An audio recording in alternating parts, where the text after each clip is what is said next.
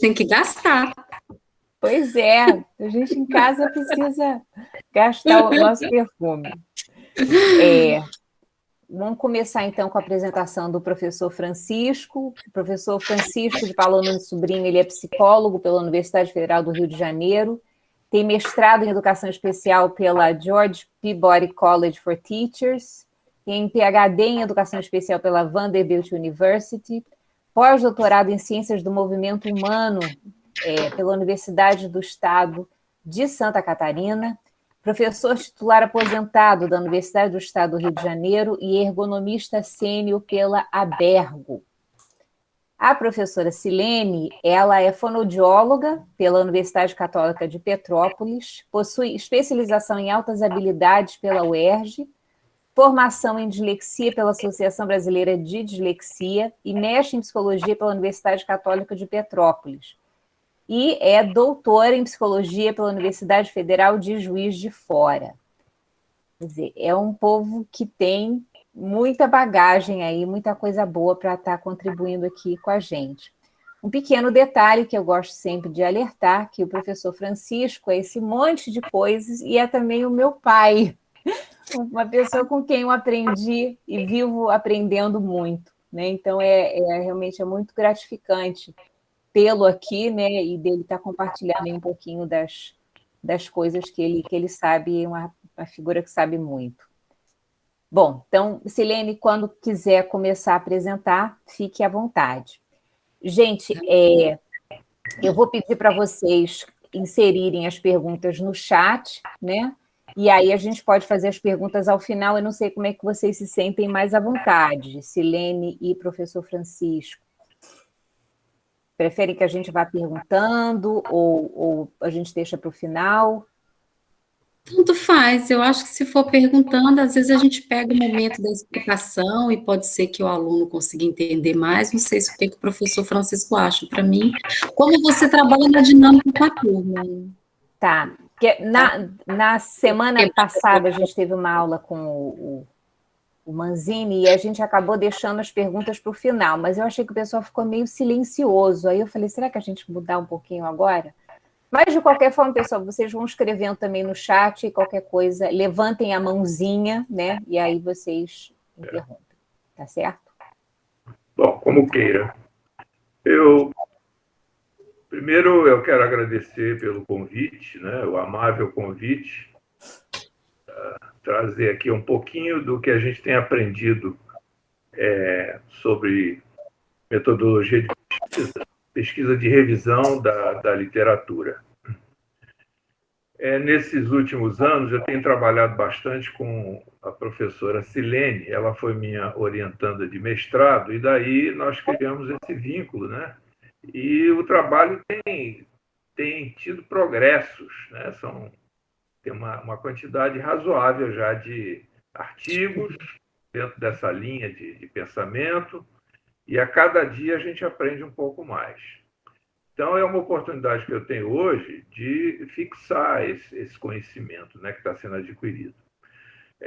Em primeiro lugar, eu quero chamar a atenção do que está acontecendo. A pesquisa de revisão da literatura, ela sempre foi assim alguma coisa mal vista, uma coisa de segunda categoria. Eu acho que eu devo falar isso para vocês, porque essa é a realidade.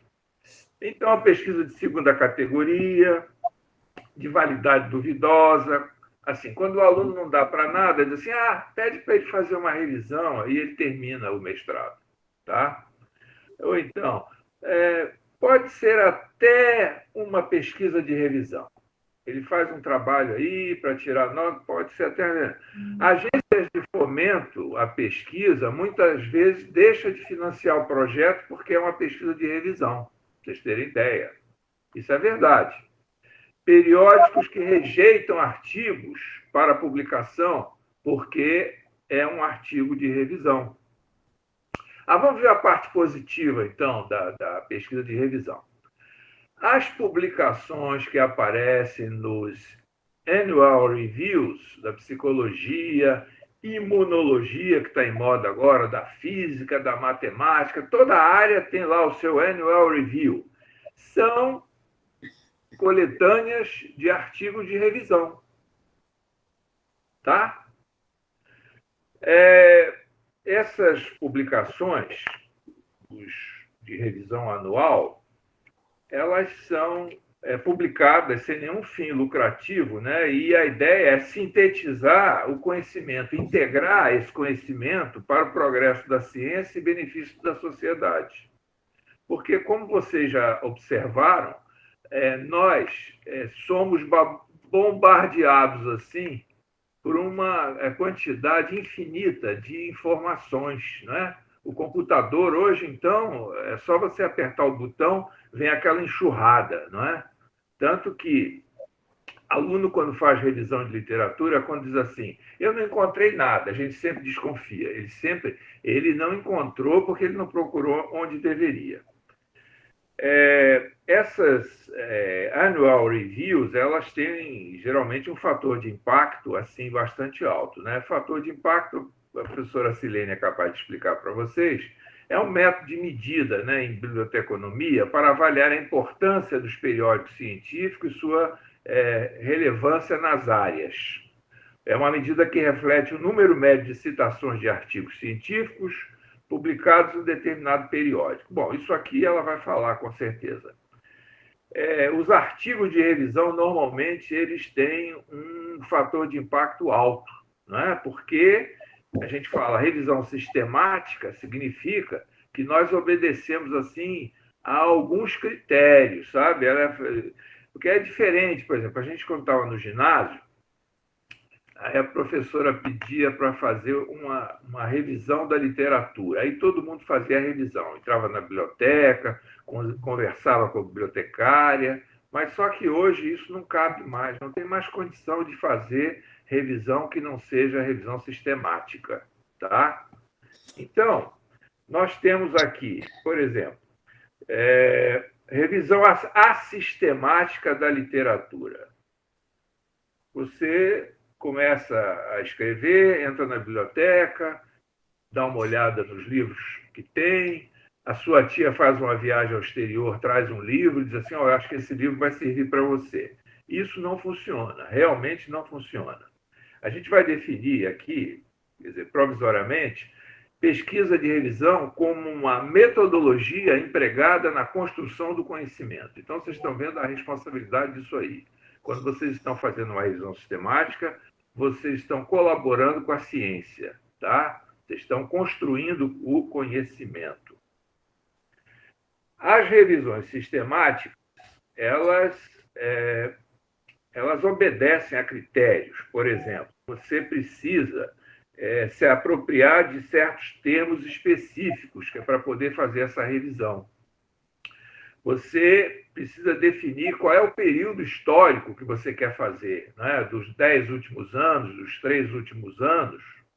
Você tem que fazer uma seleção de base de dados, que é lá onde você vai encontrar os artigos publicados, né? Tipo de sujeito, tipo de delineamento de pesquisa, isso é fundamental. Você, quando desenvolve um trabalho de pesquisa, você tem que dizer qual foi o delineamento que você usou. Quer dizer, delineamento de pesquisa entende-se aqui como um arranjo especial que você se utiliza para demonstrar que o resultado que você encontrou resulta, né, das manipulações que você fez, e não por uma razão desconhecida, uma razão qualquer. Tá? Agora, com essa pandemia, nós temos assim, muitos exemplos, né? Quer dizer, os cientistas eles se esforçam para encontrar um resultado quase que puro, a relação da vacina com o vírus, né? O que vai acontecer com esse vírus. O que mais? Existem outros critérios, né? Os critérios de inclusão e de exclusão do acervo, né, de material que vocês vão se utilizar. Isso tudo vai ser falado. Agora, um ponto importante na pesquisa de revisão. Se ela for replicada, nós encontraremos os mesmos resultados. Repare, nós estamos fazendo ciência. Se você fizer uma revisão assistemática, aquela assim, eu vou lá na biblioteca, encontro alguns livros, algumas enciclopédias, e aí eu vou fazer o meu trabalho em cima. Ninguém vai ter a oportunidade de refazer o seu estudo. de chegar aos mesmos resultados. Então, essa eu acho que é a parte assim mais importante, tá? Assim como o Annual Review faz publicação exclusivamente de artigo de revisão. Isso é que é importante. Eu andei conversando com a professora Silene a respeito do que acontece agora na pesquisa de revisão. Para quem vai começar agora, a gente pede sempre assim, um cuidado muito especial com essa parte inicial da pesquisa, tá? A preparação do projeto. O que eu tenho que fazer primeiro, antes de entrar, propriamente dito, na revisão sistemática da literatura? Tipo, o quê? Tá? O que eu quero pesquisar? Como eu vou pesquisar? Por que eu vou pesquisar? Para quê? Qual é o local? Tá? Então, é assim, o título, a gente está chegando a essa conclusão, ele tem um papel extraordinário no trabalho de pesquisa. Porque o título, de certa maneira, ele policia você. Na medida em que o título deve refletir o próprio objetivo da pesquisa, certo? Se você puder colocar todos os termos possíveis para explicar o que é a pesquisa no título, já é meio caminho andado, tá? É como se fosse um filme assim, você vai entrar no cinema agora, aí tem um título bonito, então você já cria expectativas, quer dizer, eu vou ver aquilo lá que o título está dizendo. É mais ou menos isso. Então, vamos lá, o título. Muito cuidado com esse título, que vai ser falado aqui provavelmente. Além do título, você tem, por exemplo, as palavras-chave, né, que vão orientar a sua pesquisa. Esses termos, eles têm que ser muito bem escolhidos, senão você descamba para outros caminhos, aí se perde. Quando chega lá embaixo, nas bases de dados, você já não sabe mais onde está. Aí se desespera, tá? Então, você tem o título, você tem o resumo do trabalho. Esse resumo do trabalho é também fundamental. Ele vai orientar o seu trabalho de pesquisa. Assim, faça o resumo no final. Não, por favor. Você já tem que dizer, colocar o problema. Toda pesquisa parte de um problema. Então, o problema, ele deve aparecer no resumo, tá? Você vai explicar qual é o problema. Esse problema, ele vai gerar perguntas. Toda pesquisa, ela implica em perguntas que você está fazendo para a natureza, não é? Por que isso acontece? Por que não acontece? Alguma coisa por aí. Vamos lá. A pergunta da pesquisa tem que ser muito bem elaborada, não é mais ou menos. E assim vai. Então, nós vamos entrar agora na questão da pesquisa sistemática da literatura. Tá? Tudo bem, professora Silene. É comigo agora. Bom, posso apresentar o slide, professor, aqui? Posso começar? Sim, por favor, Silene. Okay. Espera aí.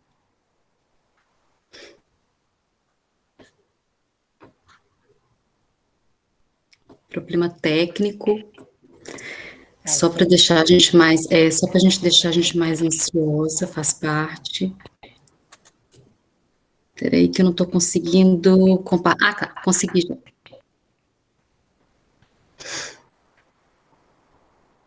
Agora eu não vejo vocês, né?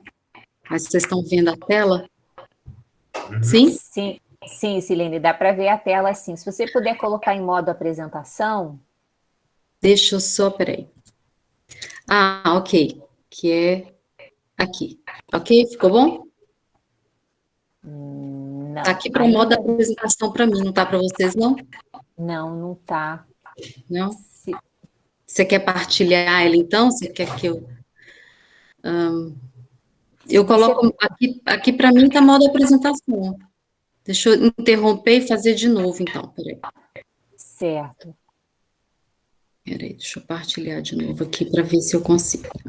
Professora, vai exibição, aí modo de exibição de leitura. agora está com esse problema, as exibições do PowerPoint para a gente ver se faz necessário você ir clicar em exibição. Aonde que está a exibição? Lá no slide mesmo, lá no PowerPoint. No PowerPoint. Aí vai aí exibição. Ok. Aí modo de leitura. Ótimo. Foi? Agora ficou. Obrigada, Célia. Foi. Bom revê-la, querida. Prazer revê-la. Obrigada. Vou escutar os sábios agora. Só escutar agora.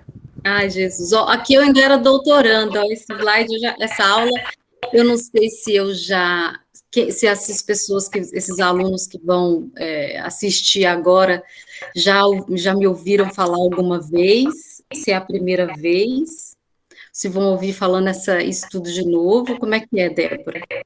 Eles estiveram no outro encontro? Não? Alguns eu acho que já estiveram, mas aí nós... Eu já tive esse privilégio e foi tão bom que eu estou voltando aqui novamente. De novo. Isso, exatamente. Quero conseguir acrescentar. Novas perguntas aí vão aparecer. Então, vamos lá. Para os que não me conhecem, meu nome é Silene, eu fui aluna do professor Francisco no mestrado.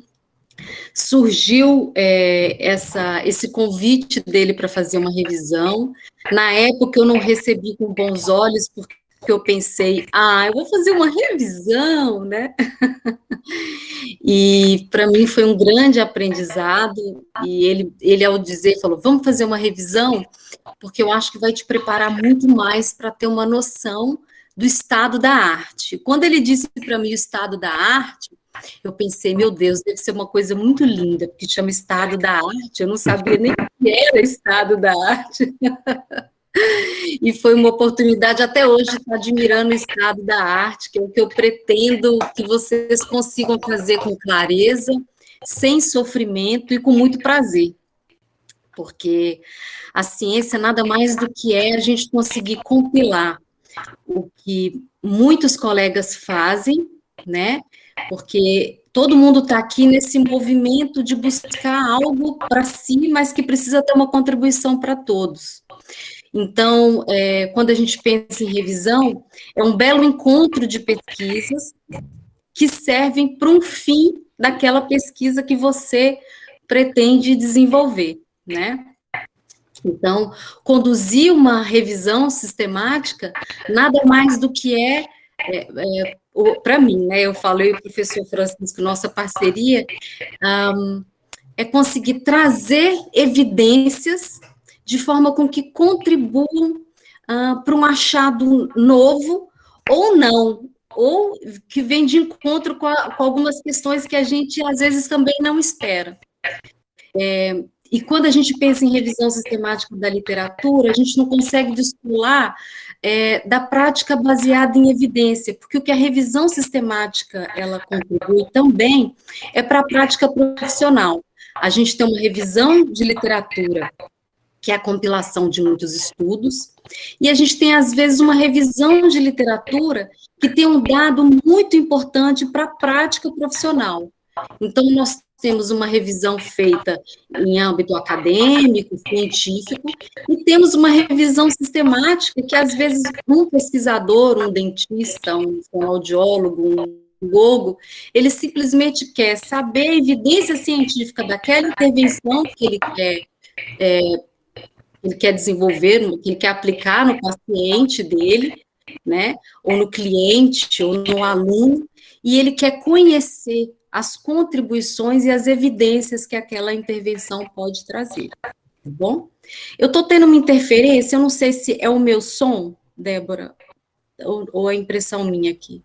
Não, às vezes fica um pouquinho picado e aí a sua imagem some, mas está tudo tranquilo. Tá, tudo bem. Deve ser a distância até Portugal. Deve ser, é a saudade. Olha só, então, e aí a gente começa a pensar no que seria uma revisão sistemática, uma revisão narrativa. A revisão narrativa nada mais do que é o que a gente costuma fazer o tempo todo, quando às vezes a gente joga no Google Acadêmico, aparece e a gente coloca lá autismo e alguma outra intervenção, não sei, Me ajudem aí. Autismo e... Comunicação alternativa. Isso, pronto. A gente colocou autismo e comunicação alternativa, e aí o Google começa a trazer aquele monte de informação muito louca. Nós ficamos loucos da vida e começamos a selecionar os artigos que interessam. Ah, esse aqui eu acho que eu gosto. Ah, essa autora aqui eu conheço. Isso é uma revisão narrativa, onde eu não elejo critérios, eu simplesmente olho para a carinha daquele texto, acho que ele vai servir para mim e coloco ele no meu trabalho. Já uma revisão sistemática, ela não pode ser feita dessa forma. E a palavra sistemática já induz que eu preciso seguir um roteiro para eu conseguir levantar todas essas informações que são necessárias. Então, a gente vê nos bonecos essa imagem, onde eu tenho na revisão sistemática, cada um para um lado. Por que a revisão, desculpa, a narrativa, cada um em uma direção? Quando eu falo em sistemática, todos constroem um mesmo caminho. Cada elemento, cada estudo que vem para mim, ele tem um objetivo igual ao primeiro, ao segundo, ao terceiro, e através disso eu consigo levantar dados de forma muito segura, sem deixar escapar nenhuma outra informação relevante. Já uma revisão narrativa, ela é feita, digamos assim, por critérios de vaidade. Eu vivi uma situação atípica uma vez, em uma aula, que o professor pediu para fazer uma revisão. E eu fiz uma revisão sistemática onde eu elegi os critérios de palavras-chave e descritores que eram necessários para aquela dada revisão. Mas a dificuldade, às vezes, quando os autores, nós não submetemos com os mesmos critérios as palavras-chave ou os descritores, isso ainda não está definido entre os grupos de pesquisa que sejam, eu acabei que não fiz uma busca sobre os autores que esse professor esperava. E aí ele diz, nossa, Silene, mas você não colocou fulano, Beltrano e Cicrano. Por quê? Porque isso não é uma revisão narrativa. Uma revisão narrativa eu elejo, eu faço uma busca já procurando aquelas pessoas que eu sei da área. E a sistemática me dá exatamente aquilo. Se esses estudos ficaram de fora, pode ser que eu não elegi algumas palavras que seriam importantes para resgatar esses artigos, né? Mas eu fui fiel à minha revisão sistemática. Então, eu acho que quando a gente vai para uma banca de mestrado ou de doutorado e a gente faz essa estruturação até do seu problema da pesquisa, dos descritores, as palavras-chave que você seleciona, você consegue discutir com aquele colega que te pergunta, poxa, mas por que o estudo do fulano não veio? Olha, com certeza o fulano, ao submeter aquele artigo, ele não submeteu com a palavra comunicação alternativa e aumentativa. Ele colocou comunicação aumentativa, suplementar e alternativa. Ele fez uma submissão com uma outra palavra que o artigo, a base de dados não trouxe ele para mim. Por isso que nós temos que pensar nas diversas possibilidades e nas categorias semânticas que essas palavras podem representar. Tá bem? Silene, deixa eu só te interromper, porque tem uma pergunta aqui que foi feita pela Jéssica, que ela diz o seguinte, nesse caso a gente pode dizer que a revisão sistemática tem mais valor científico que a revisão narrativa? Uma pergunta muito bacana. Sim, a narrativa já é brega, tá? Tá fora de moda. A narrativa exclui ela da sua vida. A ciência precisa da revisão sistemática. A revisão sistemática, ela te dá um caminho metodológico, um rigor metodológico, que você consegue apontar uma resposta, e se eu puder reproduzir, digamos que eu vá reproduzir o seu estudo, eu vou encontrar a mesma coisa. Se eu reproduzir daqui a 3 anos, pode ser que entrem mais estudos, né? Porque aí as pessoas começaram a publicar naquela área.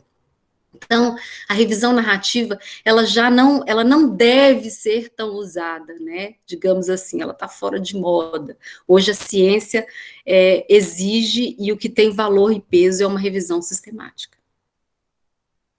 Sim? Posso passar? Certo, não, ótimo. A gente tem mais uma pergunta, e aí, como você falou para a gente fazer no formato de diálogo, eu vou começar a te interromper. Regiane, você quer falar? Regiane? Ela colocou aqui, tem uma dúvida sobre as palavras-chave de escritores. Eu acho que você deve falar um pouquinho sobre as palavras-chave de escritores. Isso. Eu vou falar mais à frente, tá, Regiane? Pode Tá ficar certo. Então a gente tranquila, a espera gente mais um chega pouquinho. lá. Então, assim, qual é o primeiro passo para uma investigação científica? O professor Francisco, que eu adoro, sempre fala, é o problema da pesquisa. O problema da pesquisa, gente, ele é um grande problema na nossa vida. Porque se a gente não define esse problema da pesquisa, a gente não consegue definir a pergunta também, e a gente não sabe nem exatamente o que vai encontrar. Então, vocês percam muito tempo, quer dizer, não é perder, é ganhar muito tempo nesse problema da pesquisa, né? Por que que eu estou procurando isso, né? O que me levou, o que eu quero encontrar, né? Então, assim, esse é o passo que eu acho que quando eu e o professor Francisco, a gente vive fazendo, uma hora ou outra a gente está sempre com uma publicação em stand-by. E recentemente a gente começou a fazer uma revisão agora sobre, me ajuda, professor, sobre Eu vou ajudar, sim. o nosso Pesquisa último tempo. uma pesquisa longitudinal que nós tínhamos o quê? Preditores de sucesso, não é isso? Exatamente, E nós tivemos muita dificuldade em encontrar pesquisas no Brasil, né, professor? Não temos bancos de dados, não sei como é que se faz pesquisa longitudinal nessa terra. Esse acabou sendo o nosso problema da pesquisa. Então, e assim, quando a gente também não encontra muita coisa no Brasil, isso dificulta. Por isso que eu sempre sugiro que a gente amplie, né, lá para fora, onde as coisas estão um pouco mais à frente, não vou dizer que, né, nós temos grandes pesquisadores do Brasil, mas as coisas começam um pouco lá fora, porque aí a gente traz o nosso problema da pesquisa, lê estudos que sejam similares, que tenham problemas parecidos com o nosso, para a partir daí a gente começar a pensar quais serão esses descritores, como é que a gente vai fazer essa busca e o que a gente pretende encontrar. Eu adoro eu adoro esse texto, eu sempre coloco ele em todas as aulas que eu dou. A professora Leila sempre que acho que quem já viu, já vê toda vez essa definição da Anice Figueiredo. Revisar significa olhar novamente, retomar os discursos de outros pensadores, mas não no sentido de visualizar somente, mas de criticar. Só pode haver crítica se objetivos do revisor estiverem bem claros e bem formulados. Ou seja, quando eu olho para aquele estudo, eu preciso saber o que eu quero encontrar. E isso é difícil pra caramba, porque a gente tem uma gama muito grande de artigos que vêm. A gente, quando abre eles, a gente não sabe nem da onde começar, se a gente não souber exatamente os nossos objetivos, porque existem muitas publicações. Mas o que eu quero ver de verdade, né? A minha pesquisa é uma pesquisa de intervenção, eu quero conhecer pesquisas de intervenção que têm o mesmo delineamento do meu. Ok, então se eu quero pesquisas que têm o mesmo delineamento do meu, eu já estou conseguindo estreitar o meu olhar para aquele estudo. Eu quero uma pesquisa em comunicação alternativa e autismo, eu quero intervenção. Bom, geralmente a gente pensa lá em sujeito único. E aí aparece, por exemplo, uma pesquisa exploratória descritiva. Esse estudo vai fazer parte do que eu quero? Não, ele é fofo, mas ele não vai fazer parte. Porque a gente tende a achar que tudo serve. E aí eu quando eu vejo, eu estou com 500 estudos, eu já não sei exatamente o que fazer com eles. Então, revisar significa olhar para aquele estudo, procurando exatamente o que eu preciso para o meu. O outro estudo é interessante? Ótimo! Ele vai ficar guardado para eu ler em 2050.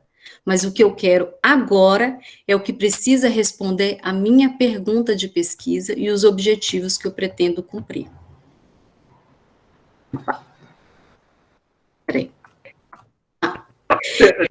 Deixa eu falar só uma coisinha aqui. Dá a impressão no início que a pesquisa de revisão é uma coletânea, veja bem, de artigos. Não é bem assim. Na verdade, se você está fazendo ciência, você tem que apresentar alguma coisa nova em cima daquilo que já foi produzido. Sempre haverá uma alternativa, né, para solucionar algum problema, o problema da pesquisa. Tá? Exatamente, porque produção científica tem muita, mas é muita coisa. E aí é aprender a refinar esse olhar e não ter uma quantidade. Às vezes a gente faz uma busca e fala assim, gente, apareceu 1000 estudos, apareceu 2000, apareceu 16.000, apareceu 4. Bom, é o estado da arte, né? Então, quando você tem um critério específico, você se organiza, a quantidade, ela não é importante. Pode ser na minha dissertação de mestrado, teve uma pesquisa que ela respondeu. Eu já vi alguns que não aparecem tantos, mas é o estado da arte. Ah, Silene, você poderia ter ampliado suas bases de dados, seus escritores? Sim. Por isso que a gente precisa ter um bom planejamento. Assim, bate bola com seu orientador e perguntar para ele exatamente, e quando for ler os seus artigos, fazer essa varredura entre as palavras-chave, porque às vezes um autor submete lá comunicação alternativa e aumentativa, o outro suplementar e alternativa. Como tem uma variação muito grande, todas estão no mesmo campo semântico, eu preciso ter um cuidado de estar com um papelzinho, um caderninho, e anotar todas as palavras que sejam diferentes, mas que tenham o mesmo significado. Tá? Porque eu preciso usar todas elas nas diversas possibilidades até para eu poder conseguir encontrar o número exato de estudos, ok? Então, revisão sem o problema da pesquisa, né, professor, que é o grande problema, mas sem delimitar o que vocês querem, é isso aí, é a gente ficar realmente, a gente não consegue sair do lugar. As primeiras revisões que eu fazia, eu falava, gente, pelo amor de Deus, eu não estou sabendo o que eu estou fazendo mais. Chega uma hora que você não sabe o que você está fazendo, porque você não tem um roteiro específico do que exatamente, que caminho tomar. E aí agora a gente vai ver o que é finalmente isso. Então, para uma revisão sistemática, a gente precisa seguir algumas etapas, que é essa pergunta da pesquisa, que é a seleção desses descritores, que é as bases de dados. Você vai fazer essa busca na literatura, e aí vai vir uma matriz de síntese, é o coração do trabalho. A matriz de síntese nada mais do que é o que vocês querem extrair desses estudos, para depois fazer a discussão e a divulgação dos resultados. Quando a gente tem uma matriz de síntese muito clara, muito bem estruturada, quando a gente já olha para os dados no quadro, a gente já começa a pensar na discussão. Então, quando você tem tudo muito organizado, fazer revisão não é um sofrimento, ao contrário. Fazer revisão é um alívio, que quando você faz uma revisão muito bem estruturada, você consegue fazer a discussão dos resultados com muito mais facilidade. Enquanto se você fizer uma narrativa, você vai ter que tentar discutir o seu dado com o outro de uma forma, você vai ter muito mais dificuldade em organizar as ideias, e a gente vai ver isso agora. Se tiver vindo pergunta, pode vir. Então, vamos estabelecer os critérios de inclusão e exclusão do artigo. Deixa eu só colocar isso aqui primeiro, que eu acho que eu prefiro primeiro falar sobre...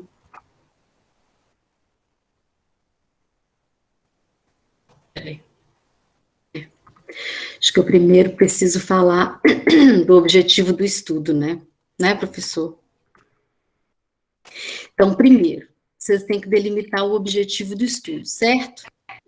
Depois que eu delimitei o objetivo do meu estudo, eu vou pensar assim, bom, criei meu título, vamos lá num título, comunicação alternativa e autismo, por exemplo. Meu objetivo é identificar as intervenções de comunicação alternativa em pessoas com autismo, ok? Em crianças com autismo. No título, a gente já consegue perceber que essas palavras que estão no título, elas já são os meus descritores ou palavras-chave. Então, a gente tem comunicação alternativa, autismo, intervenção. Eu já tenho aí 3 descritores ou palavras-chave. E qual a diferença de descritor e palavra-chave? Bom, os descritores são palavras estabelecidas por uma base de dados. Então, a palavra autismo já está estabelecida e definida lá dentro, tá bom? Geralmente, são por base de dados da ERIC, na área da educação, da PubMed, da Embase, algumas bases específicas já têm os descritores. Agora, isso vem muito de um âmbito internacional. Aqui no Brasil, a gente, os descritores não são muito encontrados. A gente, na verdade, seleciona palavras-chave. E palavras-chave são palavras aleatórias, são palavras que mas estão dentro do mesmo campo semântico, tá? Então, descritores são palavras que já estão definidas, e palavras-chave, não, ok? Fui clara? Silene, e onde a gente encontraria esses descritores? Então, esses descritores a gente encontra no MESH, deixa eu ver se está aqui. Então, aqui a gente tem alguns descritores, por exemplo, na PubMed a gente tem o MESH, né? Na BVS a gente tem o DEX, mas são poucos as bases de dados que têm isso, Débora. Poucos. Na ERIC, por exemplo, se você entrar na base de dados da ERIC, você vai ver que lá tem os descritores já definidos. Todas essas são bases internacionais, não tem nenhuma base nacional. Não, nacional, de verdade, eu nunca vi. Nacional, geralmente, são palavras-chave. Por isso que no Brasil a gente acaba usando muito mais descritores do que, muito mais palavras-chave do que descritores. Exatamente, e por isso que no Brasil a gente tem muito mais dificuldade em encontrar os estudos, a gente precisa cruzar uma diversidade muito grande de palavras que compõem o mesmo grupo semântico para a gente poder encontrar o número máximo de estudos. Entende? Lá fora, como está tudo tão padronizado, por exemplo, a professora Kátia, a gente teve uma última encontro com ela, comunicação alternativa já está definido lá fora. Então, não preciso cruzar a comunicação alternativa em inglês com outras palavras. Já no português, a gente precisa, porque existe uma variação de seis nomenclaturas, mais ou menos. Né? Ok. Deixa eu aproveitar e fazer uma pergunta da Regiane. Ela está perguntando assim, como definir esses descritores a partir do tesaurus? Eu nunca sei pronunciar direito. É o tesaurus, porque assim, o que acontece? A educação trata essa palavra tesaurus e a saúde trata descritores, mas é tudo a mesma coisa, tá? Tesauros e descritores é tudo a mesma coisa. Eu podia ter colocado isso para a turma que é de educação, né? Mas os tesauros e descritores são palavras já estabelecidas por cada base de dados. Se você colocar lá autismo, ela já vai estar definida. Se você colocar uma outra palavra qualquer, não sei, digamos que você coloque, não sei, uma ideia, digamos que você coloque lá uma palavra, lacunas. Vamos chutar uma palavra qualquer, você vai ver que ela não está definida. Então, ela não é um descritor por aquela base, entende? Entendi. E essas bases, esses descritores, eles explicam como é que eles são formados? Sim, ele já tem uma definição. Quando você coloca lá autismo no DEX ou no MESH, ele já vai vir com a definição, você lê e fala, esse descritor realmente, ele vem de encontro com o objetivo que eu quero. E a gente descobre as palavras-chave e os descritores, gente, lendo os artigos. Leiam os resumos, vão até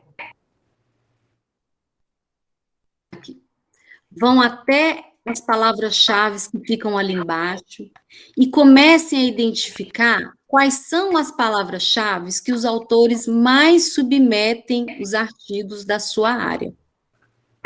Por exemplo, eu fiz uma pesquisa com o professor Francisco e a gente colocou crenças, opinião, nós tivemos que trabalhar diversas palavras para entender quais eram as palavras-chave que aqueles determinados pesquisadores estudavam a concepção de inclusão.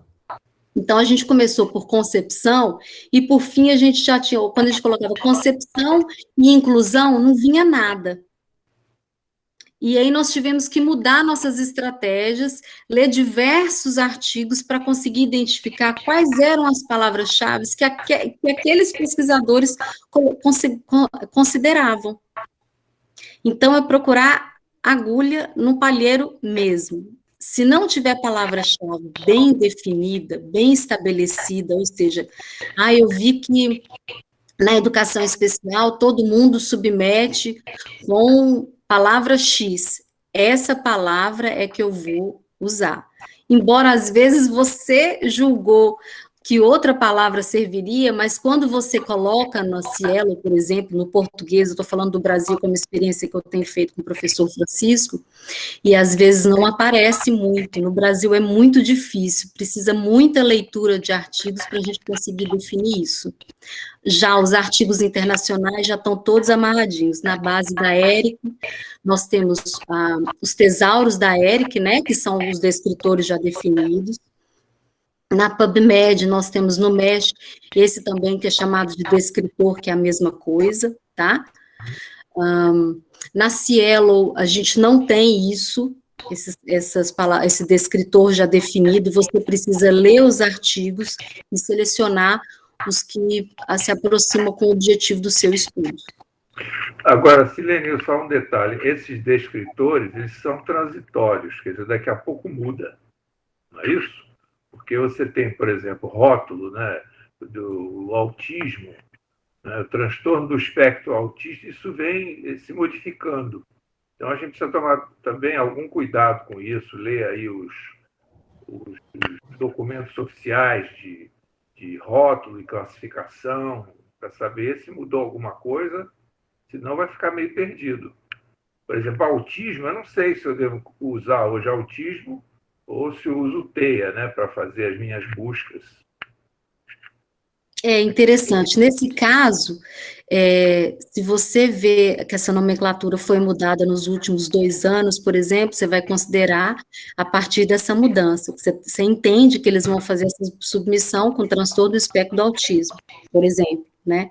Mas eu sugiro que, como isso às vezes não é padronizado por todas as revistas, que você faça a busca por autismo e por transtorno do espectro do autismo, que não deixe nada de fora. Perfeitamente. Né? Perfeito.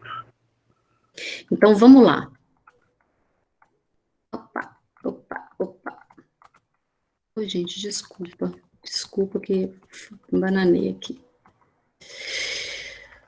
Acho que esse slide tinha que ter ficado depois, senão eu vou confundir vocês. Então, vamos lá. Selecionei meu título, identifiquei as palavras-chave e descritores na minha área, ok? Já sei a diferença, o que é descritor e o que é palavra-chave. Para o Brasil, a gente tem mais palavra-chave, e essas bases Scopus, Web of Science, e algumas outras aqui, BVS, PubMed, já tem descritor, o que é muito bom, tá? No Brasil, nós temos palavras-chave. Seleciono as minhas bases de dados, ok? Então, aqui tem sugestões de algumas. Eu, particularmente, acho que para a educação, a ERIC é a melhor. Não tem aí, mas o Google Acadêmico é muito bom. A Web of Science é muito bom. A Scopus é muito boa também, são as melhores bases. Tem um Google aqui acadêmico. São as melhores bases também. Algumas dessas, quando a gente faz uma busca, a gente tem muita dificuldade de conseguir acessar essas bases, até de fazer a busca nelas. Eu já tentei algumas dessas aí, Elas são bem confusas, mas eu acredito que a ERIC, Scopus, a Google Acadêmico, a ProQuest são as melhores para a área, tá? Isso aqui é só para a gente ter uma ideia da quantidade de bases de dados que existe por aí. E aí, eu preciso ter um roteiro de anotações. Então, vamos lá. Eu coloquei o título do meu trabalho, certo? Eu já tenho um objetivo bem claro, eu quero identificar pesquisas de intervenção na área de comunicação alternativa e autismo, tá? Então, eu já tenho isso bem claro, eu já tenho meus descritores, que é comunicação alternativa, autismo, intervenção. Então, eu já tenho, assim, um roteiro. Eu já sei o que eu quero, certo? E aí, eu vou começar a olhar esses estudos. Selecionei minha base de dados, vou colocar lá autismo e comunicação alternativa. Pronto? Esse slide ficou torto, gente. Esse slide não ficou legal, desculpa. Esse aqui ficou. Coloquei autismo e comunicação alternativa e abriu para mim 50 artigos. Ok? Agora eu vou estabelecer os meus critérios de inclusão e de exclusão. Bom, eu vou selecionar o quê? Os últimos 5 anos, pode ser um critério de inclusão. Eu quero pesquisa de intervenção de sujeito único, é um outro critério de inclusão. O critério de inclusão é o que eu quero que minha pesquisa seja, eu só quero encontrar pesquisa realizada com crianças, é um critério de inclusão. Eu quero que minha pesquisa seja realizada na escola, é outro critério de inclusão. Ah, mas eu vou excluir que for realizado na escola e que nessa pesquisa, por exemplo, seja uma pesquisa feita com crianças com autismo e com crianças típicas, por exemplo. Eu quero só crianças com autismo. Então, esses critérios têm que estar muito estabelecidos, porque são eles que vão nortear e que vão deixar o resultado total do estudo de vocês. Eu vou lá no meu título e leio lá, pesquisa é feita, comunicação alternativa, com crianças com autismo, numa escola, foi feito sujeito único, barará, barará, mas aí no meio do estudo fala que a pesquisa também era feita com a família. Ah, não, esse não era um critério meu, se tem a família, eu vou tirar. Entendem? Porque tem muita coisa que vem e que acaba sendo dado, ou você pode considerar, isso tudo é levado em consideração com o seu orientador, mas os seus critérios de inclusão, eles determinam os estudos que vão ficar no final na sua mão. Estou sendo clara? Tá sim, Silene. Deixa eu aproveitar para perguntar uma pergunta aqui da Juliana. Ela pergunta se existe uma quantidade de base de dados ideal para pesquisar. Seria 1, 2, 3? Não, tem um roteirinho, tem algumas específicas, as melhores, eu vou mandar para vocês, que aquele monte ali não ficou muito claro. Para a área da educação, tem algumas que são as melhores, as mais específicas, tá? É bom fazer em todas elas, sim, tá? Eu recomendo fazer em todas, que você não deixa nada para depois, nada para trás. Não deixa com que ninguém na banca fale, olha, você podia ter procurado mais um pouco. Quando você se cerca das melhores bases, você consegue ter argumentos suficientes que sua revisão foi perfeita, não tem nada perfeito nessa vida, mas que você conseguiu uma quantidade robusta e se assegurar de que você procurou nas melhores. Ok? Ok, obrigada. Então, vamos lá. Determinei meu objetivo, e aí é isso.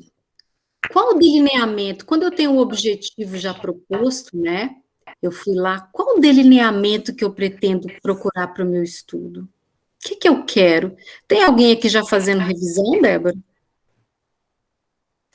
Não sei. Na verdade, o pessoal do mestrado profissional está todo mundo numa fase de fazer revisão. Agora, outras pessoas, por exemplo, a Regiane está falando aqui.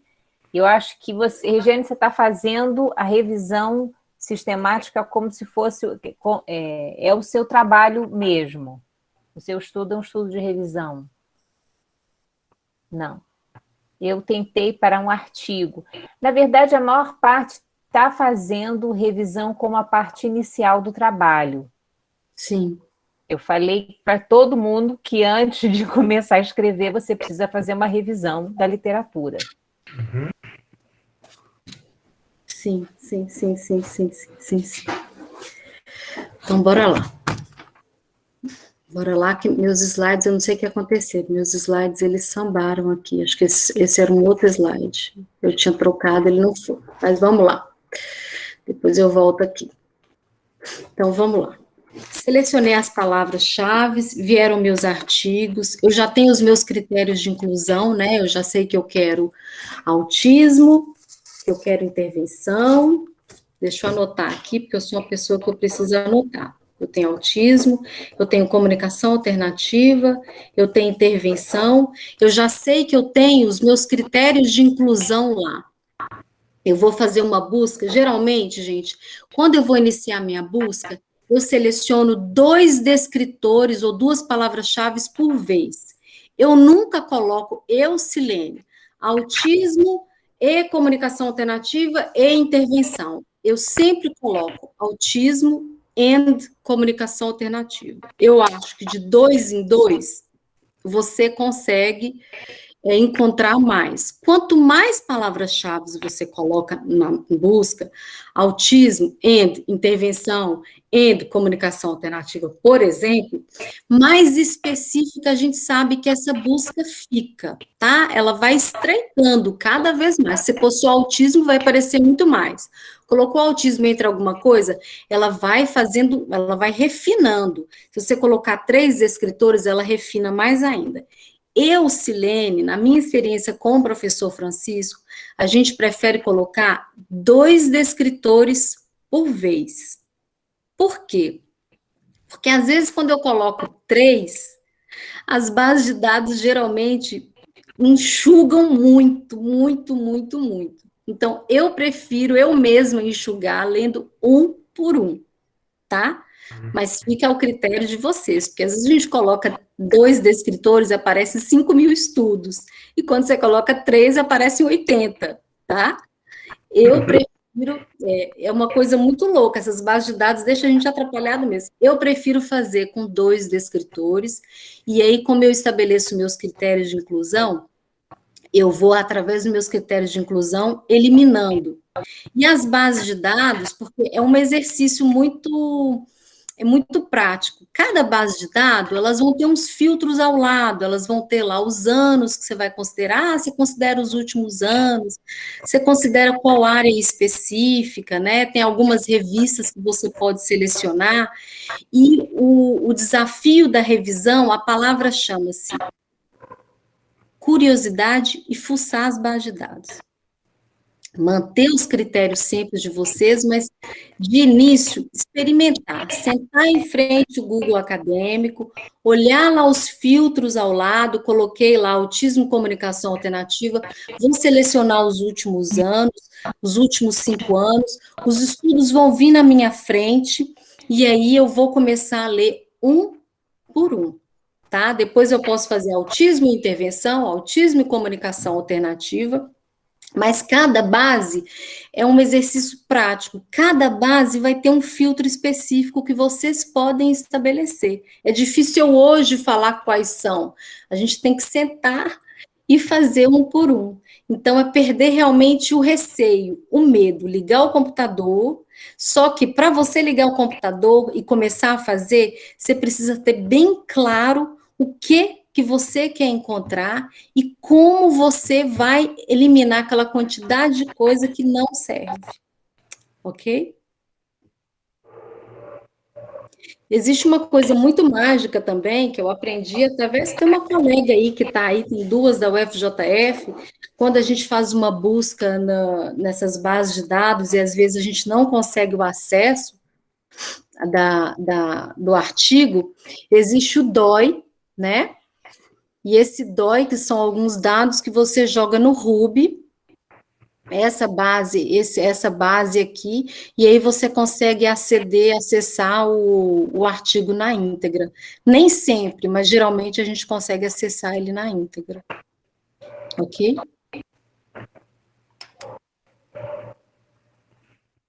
Alguma dúvida? Então, vamos lá, vou recapitular com vocês que minhas pranchas, eu não sei por que elas ficaram todas confusas hoje. Vamos lá.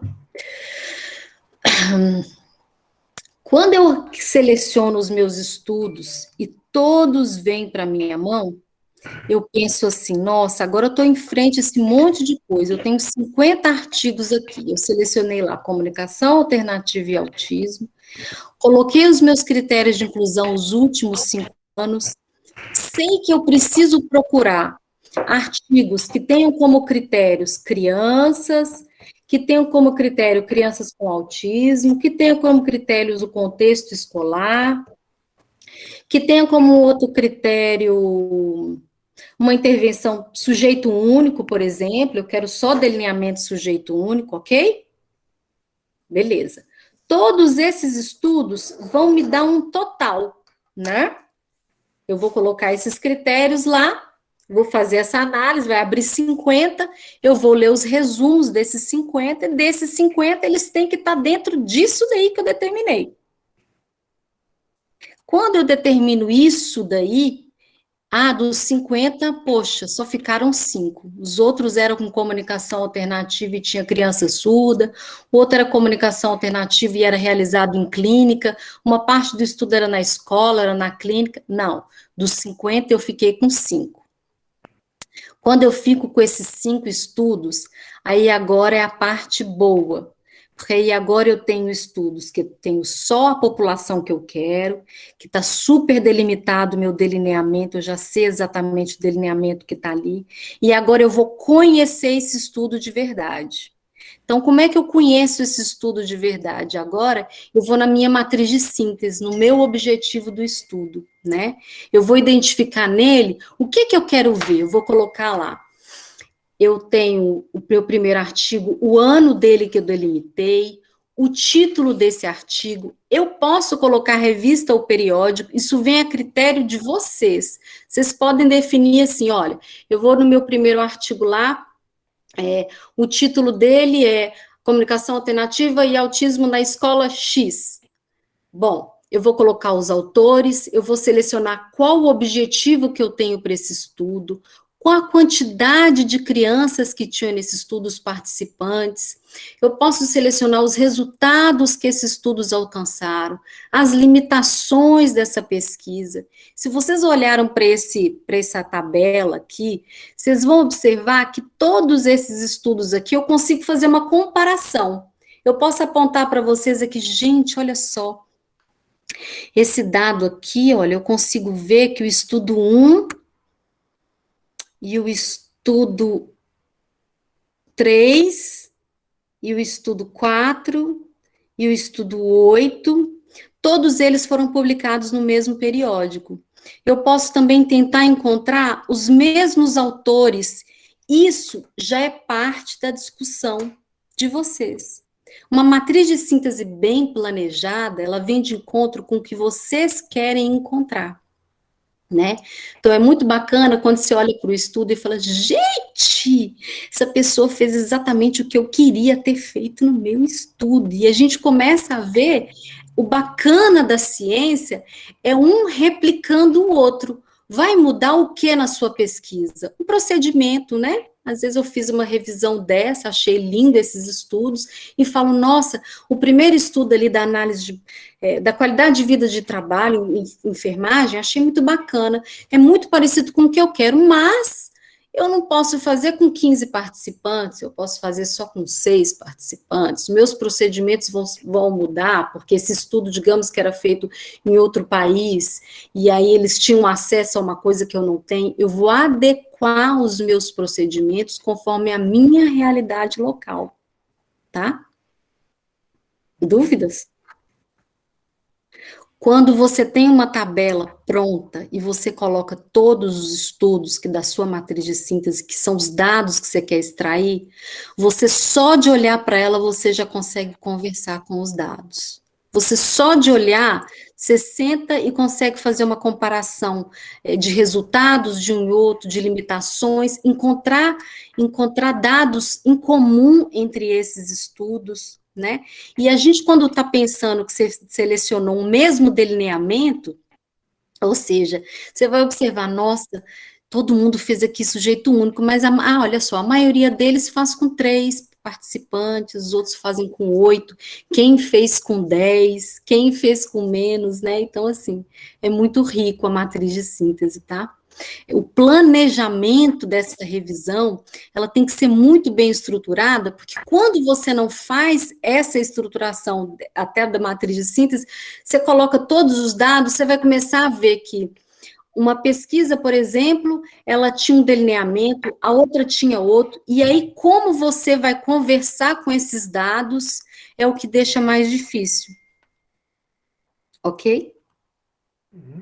Então, a matriz de síntese, o que ela é? Ela é uma construção e ela depende da criatividade do pesquisador. Não tem uma matriz certa.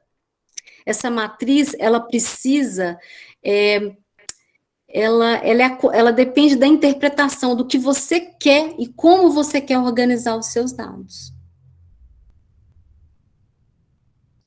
Bom, acho que eu não preciso dizer que eu amo revisão sistemática, né? Eu ainda sou meio TDAH, sabe, Débora? Eu, de vez em quando, o professor Francisco tem que me fazer voltar à terra, câmbio, porque se deixar... Porque você adora revisão, realmente, e a gente não tem a menor dúvida, Silene, que você faz muito bem também. Porque, às vezes, a gente tem essa tendência de querer pegar todos os estudos, de querer ler tudo, né? Mas quando a gente tem muito claro o objetivo que a gente quer, e a gente padroniza a retirada desses dados, ou seja, eu vou retirar de todos os meus estudos, eu preciso saber o título de todos eles, eu quero saber o objetivo de todos eles, eu quero saber o objetivo dos 20, quantos participantes cada um desses 20 tinham, quais são os resultados desses 20 estudos, quais são as limitações desses 20 estudos. Os dados conversam com muita facilidade, e o nosso olhar também, né? Então, a gente consegue construir o nosso trabalho a partir dos outros e replicar.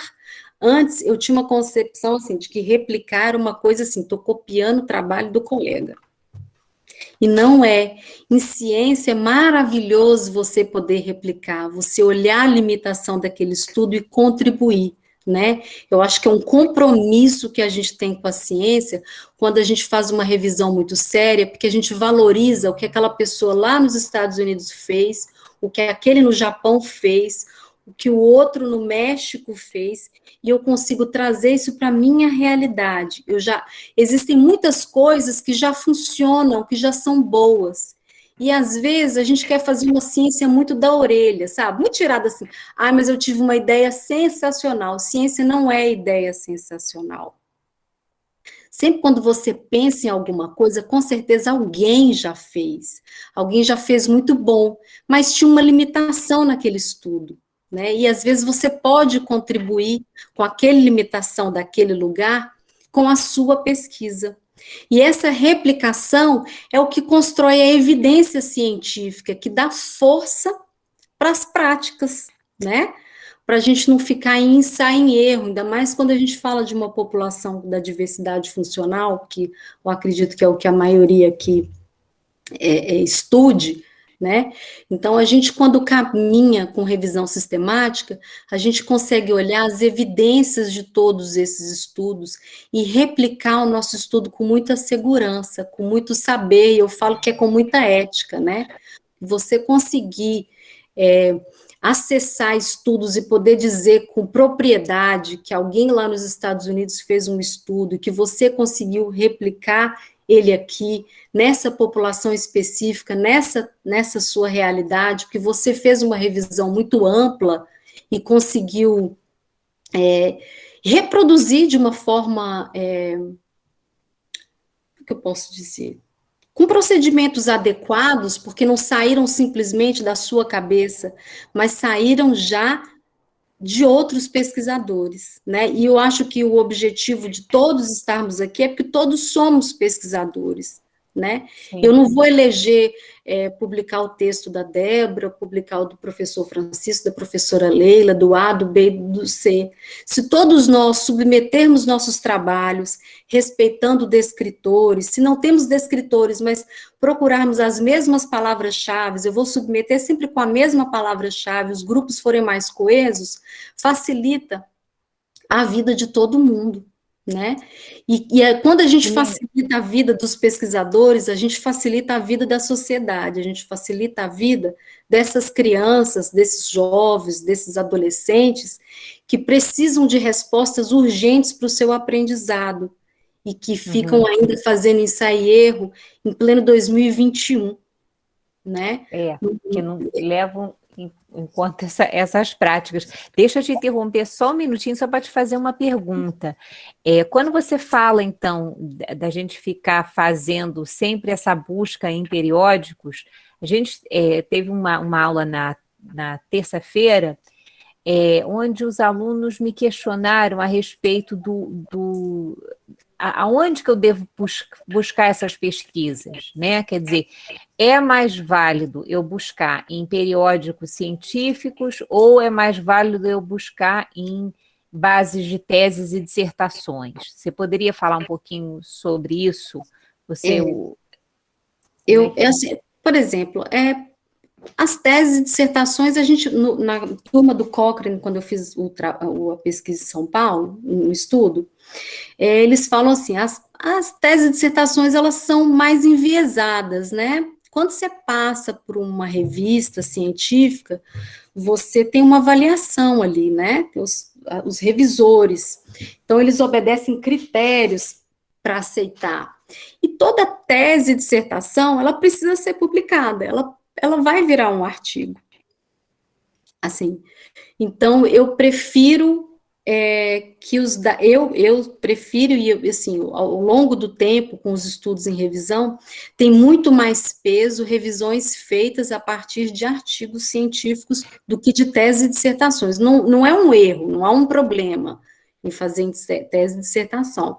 Só que quando você abre uma tese e uma dissertação de 300, 400 páginas, e você pode ir para um artigo com 15 páginas, onde os dados estão muito mais enxutos, muito mais padronizados, talvez fique mais fácil para você extrair esses dados também. É uma facilidade, porque eu acho que não sei se eu respondi. Essa pergunta, deixa eu falar uma coisinha. Essa questão da tese e dissertação, toda vez aparece, né? A mesma pergunta. O que acontece? A banca, ela tem uma afinidade com os participantes, né? O orientador, e ele escolhe, ele ajuda a escolher. Quer dizer, não é interessante, é melhor passar pelos avaliadores independentes, né? Os revisores. Isso dá mais autenticidade, né? A questão da validade do estudo. Sinceramente, eu acho que... E isso que você acabou de dizer, a tese, a dissertação, é muita informação, e o artigo ele vem enxuto, não é? A revista estabelece, 20 páginas acabou, ao invés de 300. Bom, em suma, no meu caso, eu não gosto de trabalhar com tese de dissertação. Eu acho que fica uma dúvida sempre no ar. Muito obrigada, professor Francisco.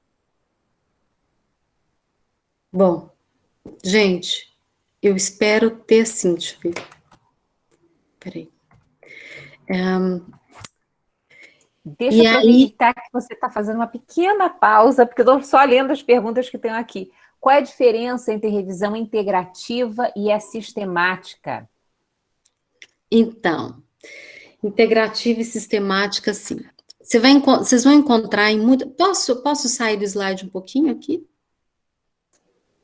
Fica à vontade. Depois eu volto. Então, existe uma diferença. A literatura, ela trata revisão.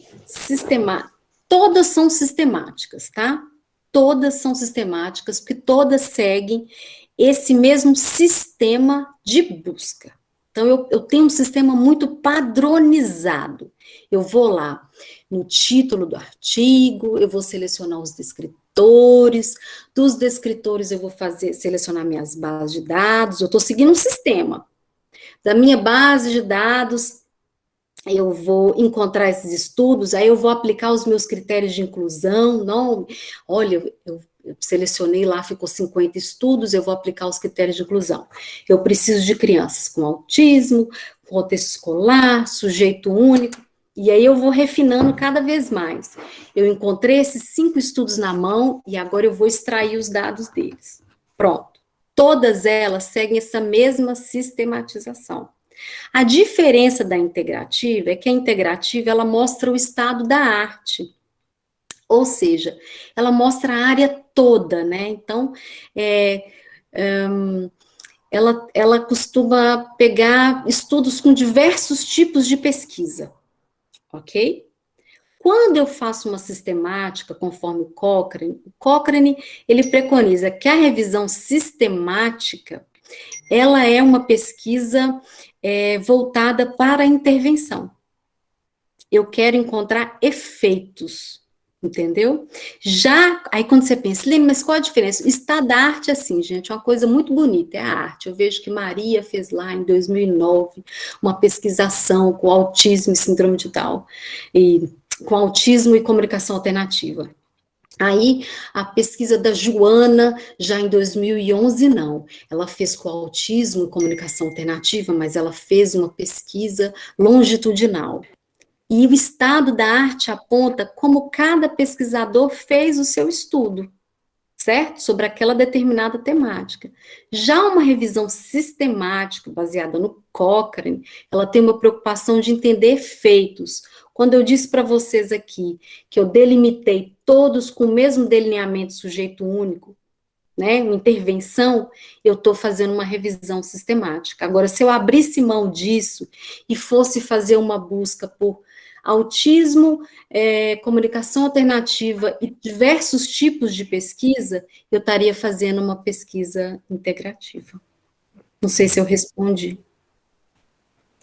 A integrativa, ela tem mais essa ideia assim de você agrupar a informação. A sistemática está muito nessa de saber quais são os estudos que têm efeito, quer dizer, aqueles que manipularam variáveis, é isso que eu estou vendo, muito assim. Agora vocês vão ver, vocês vão encontrar muita gente que elege sistemática, integrativa, ainda tem uma confusão ainda na área, né?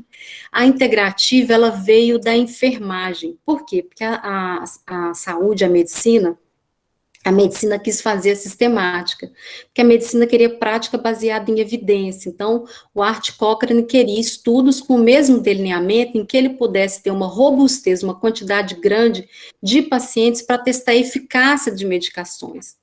E aí, muito bacana que os enfermeiros tiveram essa preocupação maior com o estado da arte. Então, os enfermeiros, eles abrem muito para a revisão integrativa e até para a metassíntese, porque eles começaram a avaliar a qualidade, na metassíntese, eles avaliam a qualidade de vida daquele paciente. Então, eles fazem uma pesquisa mais qualitativa, que é voltada para a metassíntese, mas isso é uma outra conversa, de um outro dia, que eu também não domino isso, não, que eu também ia ficar doida. Mas você consegue perceber que, às vezes, a gente vê alguns artigos que todos eles chamam de sistemática, poucos usam integrativa, sabe? Ainda não tem um consenso da área. Se você falar, Silene, eu vou escrever como sistemática, tá bom, dependendo da revista, ela vai aceitar, porque todos seguem o mesmo padrão de sistematização, de busca, de achados desses dados.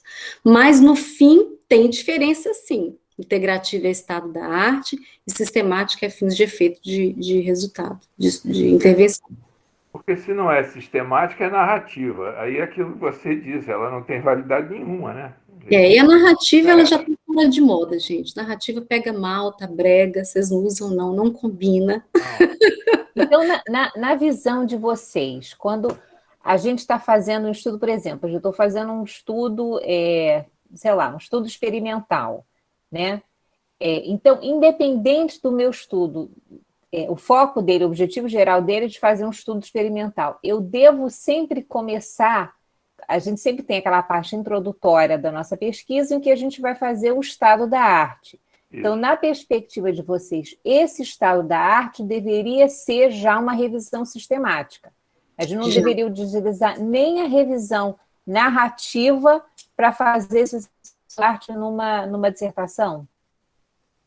Já faria sistemática. Sim, porque senão vai ficar faltando coisa. Ainda assim, não encontrei nada. Aquela história de não encontrei nada é muito por aí.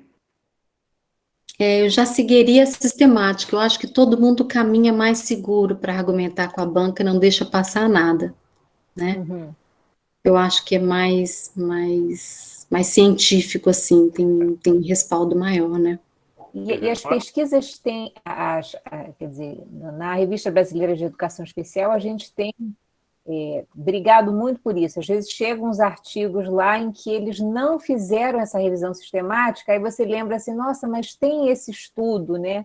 E aí, no fundo, o cara acaba fazendo uma pesquisa que, na verdade, já foi feita, porque ele não teve esse cuidado, né? Então, a gente começa a perceber cada vez mais essa importância de você estar realmente pegando todos os artigos dessas áreas, né?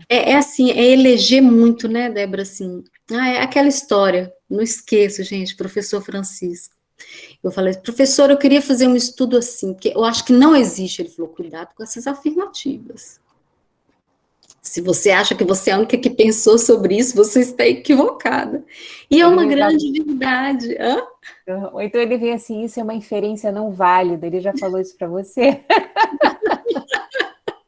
Então, assim, é o cuidado que a gente tem que ter e a humildade que a gente tem que ter de que nós temos que nos unir, nós temos que, vocês que estão na educação no Brasil, todo mundo tem que fazer uma submissão da mesma palavra-chave, os grupos precisam conversar para que quando todos forem fazer revisão, a gente tenha condições de abarcar todos os estudos e não deixar nada para trás, porque fica uma coisa realmente esquizofrênica. Eu tenho que fazer a busca por autismo, transtorno do espectro do autismo, eu tenho que, né? Como não tem um termo só definido, eu tenho muitos termos, e no Brasil, nas submissões, não está definido, eu preciso fazer vários tipos de busca para eu poder me cercar de tudo. E não é hoje que vocês vão aprender revisão, porque até hoje eu aprendo, até hoje eu também paro em frente ao computador. Essa semana eu falei, professor, eu não sei mais o que eu estou procurando. Ele, calma, não definimos o problema da pesquisa. E falar, então, em definir o problema da pesquisa, foi outra questão também que a gente conversou um pouquinho no nosso último encontro. A gente geralmente vai fazer a busca por palavras em português, mas o que a gente tem visto é que, às vezes, quando a gente coloca a palavra em inglês, aparecem muito mais pesquisas, né? Quer dizer, a gente fica até muito mais doido. Aí eu queria até saber de vocês dois, como é que vocês fazem essas buscas? Vocês começam pelos termos em português, vão para o inglês, qual que é a melhor dinâmica para se fazer isso? Sem enlouquecer. Quando você for no portal da CAP, você vai ver lá assim, esses dias eu fui ler um artigo e falou assim, eu fiz uma busca no portal da CAPES em português. Eu falo, não pode, no portal da CAPES está escrito lá, procurar em inglês, inglês, inglês, inglês, inglês. Você vai procurar em português se você for na base da Cielo. Não faz sentido você procurar em inglês na base da Cielo. Mas se você for no portal da CAPES, que ele vai acessar bases nacionais e internacionais, o inglês é o que vai fazer a varredura também no português. Então, vocês vão sempre procurar no inglês. Só vão procurar no português se vocês forem na Cielo. É assim que eu e o professor Francisco a gente costuma fazer. Que é a base nacional, que a gente tem, eu acho que é a melhor. O Google Acadêmico, ele fica um pé lá e um cá. Eu costumo fazer o teste do português e do inglês. Você usa sempre os dois? Sempre os dois, sempre os dois. E nas internacionais, inglês. A gente escuta sobre revisão e fica super confuso no início. Nossa, então eu tenho que fazer meu título, eu tenho que ter a pergunta da pesquisa, né? Primeiro, tem que ter o problema, né, professor? Sem dúvida. Todo mundo, quando entra no doutorado e mestrado, gente, tem um grande problema para resolver, né? E se não Identificar o bendito problema. E se vocês não arrumam esse problema, vocês às vezes vão fazer uma busca de artigos que realmente não vão responder à pergunta da pesquisa, porque o problema não ficou bem definido, né, professor? Então, assim, selecione as palavras-chave de descritores com muita paciência, que a palavra-chave de descritor seus estejam em coerência com o título do trabalho de vocês. Isso é muito importante, né? O título é o próprio objetivo. Repare bem, uma tese bem construída, você vai no título, olha, o objetivo está igual. É verdade. Você só coloca um verbo ali e pau e constrói. São algumas coisas que a gente vai tendo ao longo do tempo e que a revisão também vai ajudando. A pessoa põe um título e chega no objetivo, o objetivo é completamente diferente. E esse é o olhar que vocês vão começar a desenvolver. Vocês vão fazer uma busca, vão abrir lá um título. Na hora que vocês forem ler o resumo, uma coisa não vai bater com a outra, né? E vocês começam a aprender a revisar e olhar aquela mesma coisa em todos os artigos que vocês tiverem na mão. Não é hoje que vocês vão aprender revisão, vocês vão sair loucos e confusos. É um teste, é assim, é uma prática mesmo diária. Selecionar a palavra-chave do escritor, selecionar a sua base de dados, cruzar geralmente 2 juntos, ir nos filtros dos anos, e ter sempre em mente quais são os critérios para aquele artigo ser seu. Aquele critério tem que ser com participante criança, tem que ser no contexto da escola, e aí isso você vai repetir 10 vezes. Quando você olhar o 10º artigo, você fala, esse aqui é feito com adolescente, já não serve. Você começa a automatizar. Por fim, todos que vocês tiverem na mão, vocês vão ter já uma matriz de síntese separadinha e falar, olha, agora eu vou pegar os mesmos dados desses 20 artigos, eu quero saber quem são os autores, quais são os objetivos que eles quiseram alcançar, quantas pessoas fizeram parte, os resultados que eles alcançaram, e por aí vai. Silene, essa questão, esse estresse que a gente percebe também, quer dizer, preferencialmente é bom fazer a revisão da literatura com outra pessoa, não é? Porque senão é maçante, eu vou ser bem honesto, é isso? É chato pra caramba. E você pode perder coisas. Quando a gente faz em dupla, sempre tem alguma coisa, olha, dá impressão, vamos dar uma olhada lá nos procedimentos. Aí, os procedimentos estão de acordo com a proposta, com a pergunta da pesquisa, com o problema. Isso é fundamental. O exercício, assim, na vida acadêmica dos colegas, de vamos fazer uma revisão junta, às vezes não perde muito tempo, você faz uma revisão sua, de uma colega com a outra, e aí isso só para treinar realmente o raciocínio em cima daquilo que vocês querem fazer. É o grande valor do que eu sempre falo dos grupos de pesquisa. Os grupos de pesquisa não podem ser monoequipes. Eu faço o meu, eu faço o meu. Um grupo de pesquisa, quando pensa junto, flui, transitar no trabalho do outro acrescenta tanto no meu, que eu acho que conhecimento nunca ocupa espaço. Então, uma tarde que eu divido com um colega vendo o trabalho dele, ele e o meu, né? É gratificante. Eu tenho visto muito também o uso de você ter necessariamente, quando você faz um trabalho essencialmente de revisão, de você ter 2 juízes, né? Então é bem relevante o que o professor Francisco está levantando, de você ter que ter realmente 2 juízes para ver se vocês fizeram essa varredura sem nenhum tipo de viés, né? Então eu tenho visto isso tipo em pesquisas de meta-análise, então isso é comum. E agora assim, né, tá todo mundo em começo de vida acadêmica e tal, não tem muito o que escapar. Então, é um exercício chato, mas que vocês precisam para discutir e para construir também o método do trabalho de vocês, né? Então, o método do trabalho daquele pesquisador lá nos Estados Unidos pode ser o seu método também de pesquisa, em que você vai mudar algum procedimento ali, né? Então, eu acho que super vale a pena fazer uma revisão bem feita, desde o início, bater cabeça, mas no final você...